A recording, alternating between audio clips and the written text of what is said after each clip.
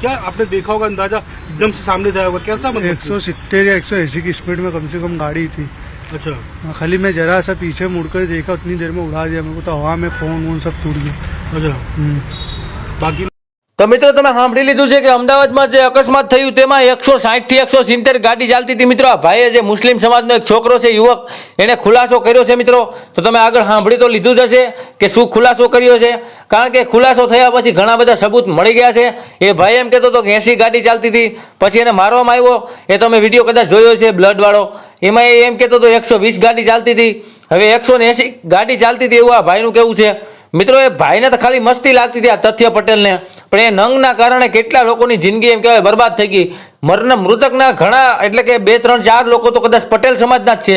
બોટાદના 3 છોકરા છે પટેલ યુવક, અને અલગ અલગ સમાજના બીજા છે, એક પોલીસ છે અને બીજા એક હોમગાર્ડ પણ આમાં મૃત્યુ પામ્યા છે। એક ભાઈને 1.5 લાખ પગાર હતો, એનું પણ મોત થયું છે। તો આને શું સજા મળવી જોઈએ કોમેન્ટ કરવાનું ભૂલતા નહીં મિત્રો। જલ્દી વિડીયોને શેર કરો। Thank you.